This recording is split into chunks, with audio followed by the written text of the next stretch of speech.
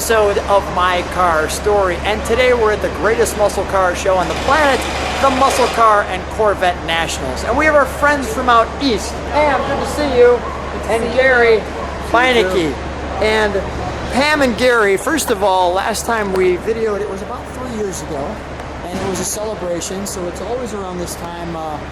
Gary, first of all, we also showed Pam, how fast have you driven in this car that we're going to show right now?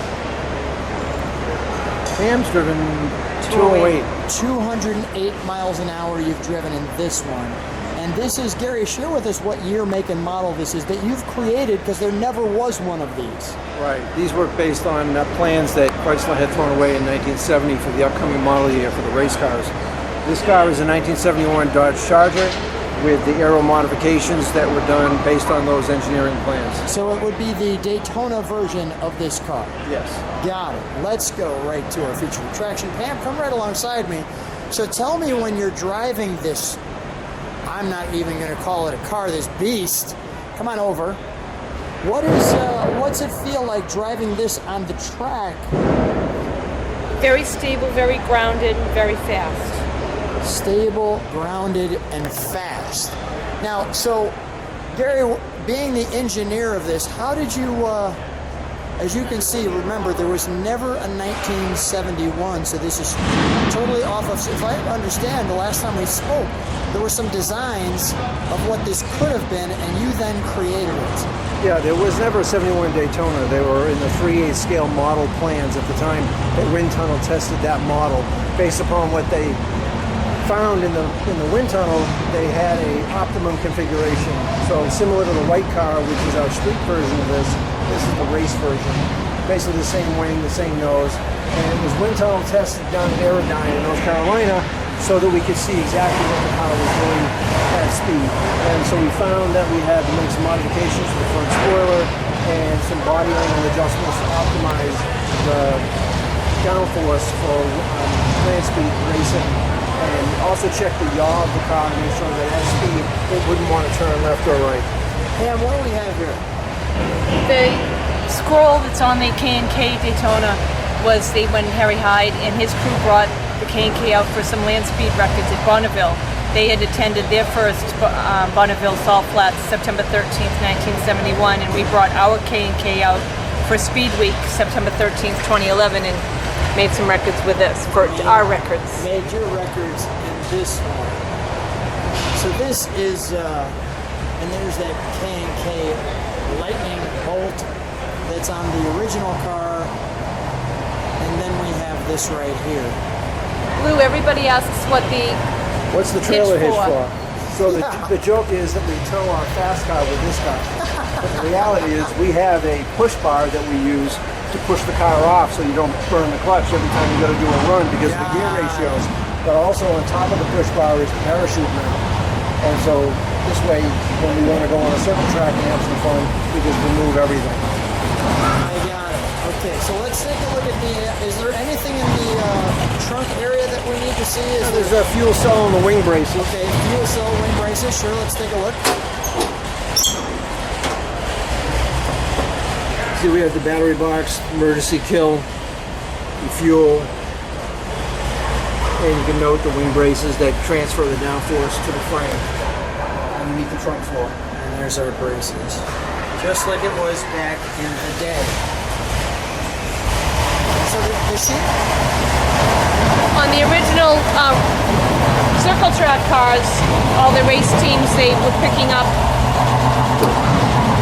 the level, not picking up the air by having that airfoil go past the bunker. That makes sense to me. That looks like a newer cap. Well, it's actually a Challenger cap.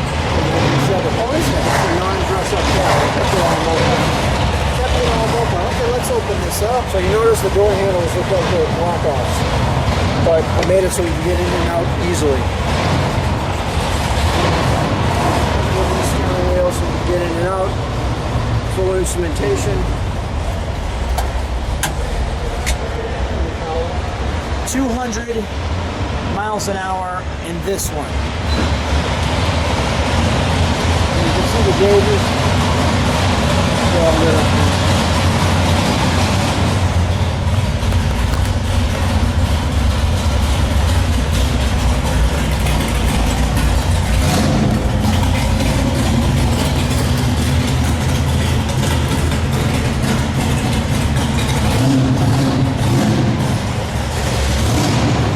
full containment seat for the driver and a semi-full containment seat for a passenger when we're taking for a ride. Pam's given 185 mile an hour rides in the other car, not this one. 185 mile an hour rides. Well, that would be special. All right, so why don't we open the hood, and then we'll actually, we're going to fire this one.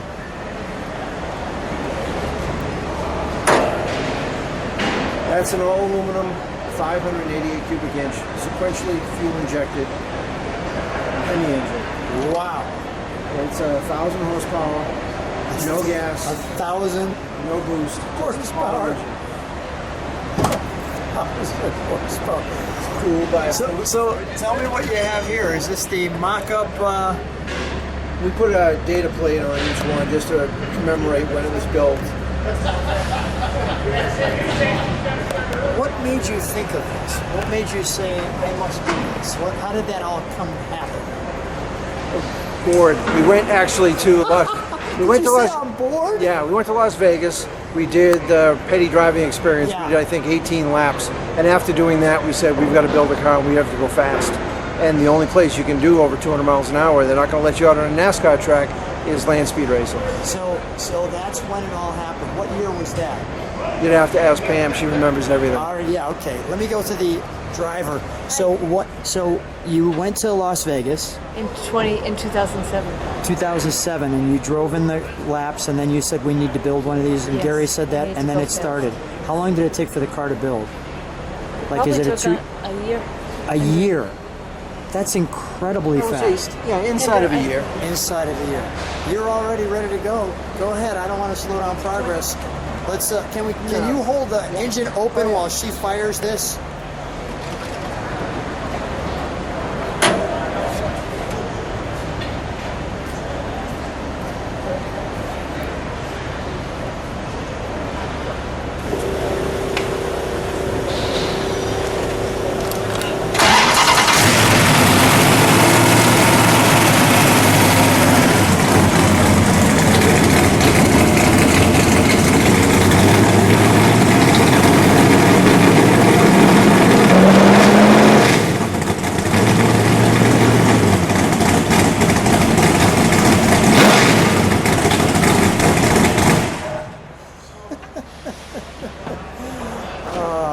My race darling.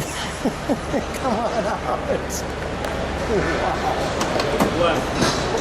Wow.